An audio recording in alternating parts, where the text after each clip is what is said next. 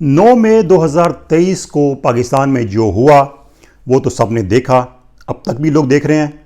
लेकिन इन तमाम वाक़यात के पीछे कुछ खौफनाक हक़ाइक़ सामने आ रहे हैं।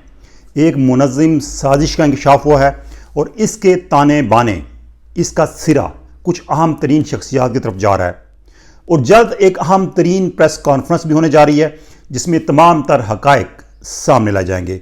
हमारे साथ रहिएगा, मैं हूं सरफराज राजा।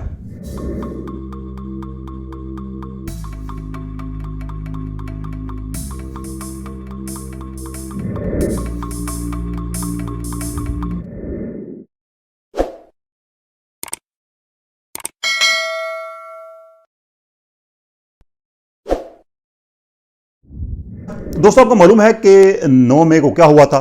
इमरान खान गिरफ्तार हुए, उसके बाद मुल्क भर में हंगामे हुए, तोड़फोड़ हुई, जलाओ घिराव हुआ और इसका निशाना थी अस्करी तनसीबात।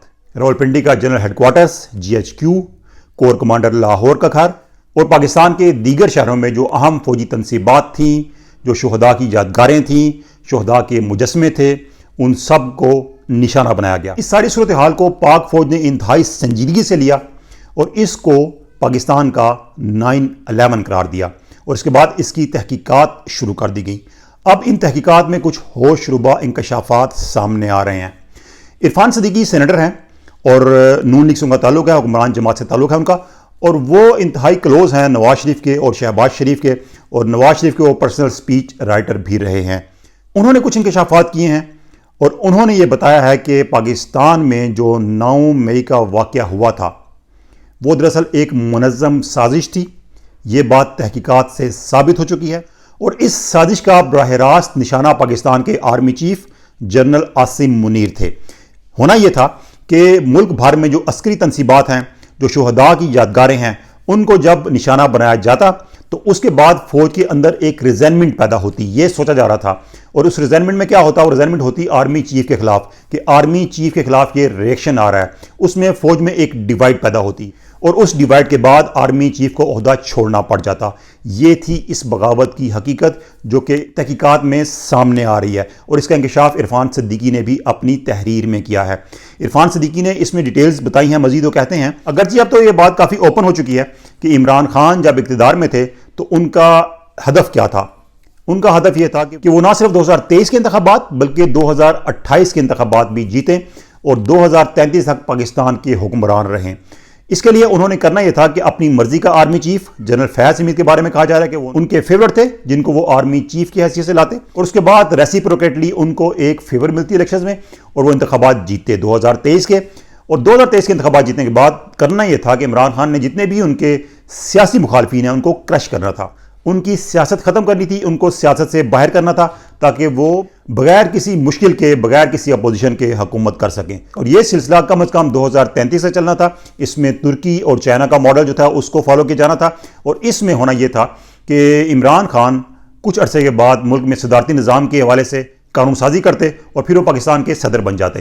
तो ये तमाम तर प्लान अब बताया जा रहा है कि इस तरह का प्लान था, लेकिन जब इमरान खान की हुकूमत गई तो उनको एक झटका लगा कि ये क्या हो गया, उनका सारा प्लान ही दरम बरम हो गया। उसके बाद उन्होंने कोशिश की कि वो पाकिस्तान में किसी तरीके से इंतखाबात करा दें, नवंबर से कबल उनकी हुकूमत बन जाए और उस हुकूमत में वो अपनी मर्जी का आर्मी चीफ ले आएँ। अगर ऐसा नहीं होता तो कम अज़ कम ये हो कि मौजूदा जो हुकूमत थी, PDM की हुकूमत, वो अपनी मर्जी का आर्मी चीफ ना ला सके। तो ये तमाम तर टारगेट था उनका जिसके लिए उन्होंने मुल्क भर में एहतजाज, मार्च, धरने सब शुरू किए।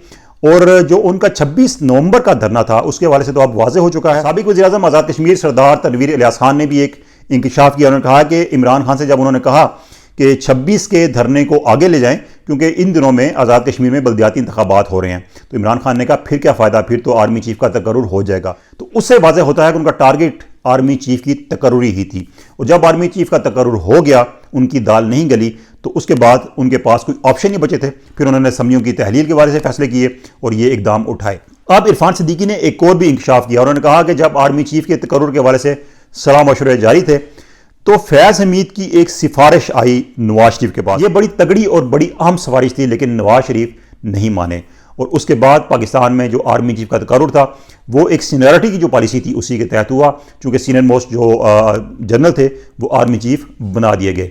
तो यूं ये जो इमरान खान का प्लान था वो नाकाम हो गया। अब 9 मई के हवाले से जो तहकीकात हुई हैं उसमें ये बात सामने आई है कि ये एक मंसूबा था और इस मंसूबे के तहत किया जाना था कि फ़ौज की तनसीबात को निशाना बनाया जाए ताकि फ़ौज के अंदर एक रिएक्शन आए, फ़ौज की जो बाकी क़यादत है और फ़ौज के जो रैंक एंड फाइल में एक डिवाइड पैदा हो और लोग ये समझें फ़ौज के अंदर कि ये आर्मी चीफ की पॉलिसियों की वजह से रिएक्शन आ रहा है और आर्मी चीफ की पॉलिसियों की वजह से फ़ौज बदनाम हो रही है और फ़ौज के खिलाफ आवाम खड़ी हो गई हैं, तो उसके बाद फ़ौज के अंदर एक बगावत हो। तो इस मंसूबे को भांपते हुए फ़ौज ने भी रिएक्शन लिया और ये तमाम की तमाम बगावत को नाकाम बना दिया गया। उसके बाद इसकी तहकीकात हुई और तहकीकात में ये फैसला किया गया कि जो लोग मुलविस हैं इसमें, फैसिलिटेटर्स हैं और जो इनको भड़काने वाले हैं, उन तमाम को ज़ेरे तफ्तीश लाया जाएगा, बल्कि उनके खिलाफ फौजी अदालतों में मुकदमात चलाए जाएंगे। और मालूम ये हो रहा है कि जितने भी तहकीकात हो रही हैं उसमें अब बराह रास्त जो सिरा है वो इमरान खान तक जा रहा है, क्योंकि तमाम की तमाम हदायत जो थी वो इमरान खान ही की तरफ से आई थी। और इस हवाले से कुछ और भी नाम आ रहे हैं। मुराद सईद की एक ऑडियो भी आई थी जिसमें उन्होंने बराह रास्त कहा था कि जो टारगेट्स दिए गए हैं वहां पर पहुंचे। तो अब मुराद सईद चूंकि वो रूपोश है, गिरफ्तार नहीं हो रहे, लेकिन वो भी इसमें बराह रास्त सामने आ रहे हैं। इसके अलावा हसन नियाजी जो कि इमरान खान के भांजे हैं, उनकी तो वाज़ेह फुटेजेस मौजूद हैं जिसमें उन्होंने आर्मी की वर्दी को डंडे पर टांगा था। तो ये तमाम के तमाम वो लोग हैं जो कि बराह रास्त इस जुमरे में आ रहे हैं और इस बात के इम्कानात हैं कि जल्द इन लोगों के खिलाफ कार्रवाई अमल में लाई जाएगी। इमरान खान की गिरफ्तारी आने वाले दिनों में किसी भी वक्त हो सकती है और इस हवाले से बताया जा रहा है और इरफान सिद्दीकी ने भी अपनी तहरीर में इंकशाफ किया है कि आने वाले दिनों में पाकिस्तान में एक अहम तरीन न्यूज़ कॉन्फ्रेंस होने जा रही है जिसमें तमाम के तमाम हकायक, तमाम की तमाम जो तहकीकात की तफसीलात हैं, होशरुबा इंकशाफात हैं, वो आवाम के सामने रखे जाएंगे और उनको आगाह किया जाएगा कि 9 मई का वाक़या दरअसल कैसे हुआ, किसके कहने पर हुआ और किसने इसको प्लान किया और इनके जो मुलविस लोग हैं उनके खिलाफ क्या कार्रवाई होने जा रही है। तो ये पाकिस्तान में अहम तरीन पेशरफ्त थी, अहम तरीन तफसीलात थी 9 मई के हवाले से आपसे शेयर की। वीडियो अच्छी लगी तो शेयर कीजिएगा, लाइक कीजिएगा और कमेंट्स में आपने अपना फीडबैक ज़रूर देना है। अल्लाह हाफिज़।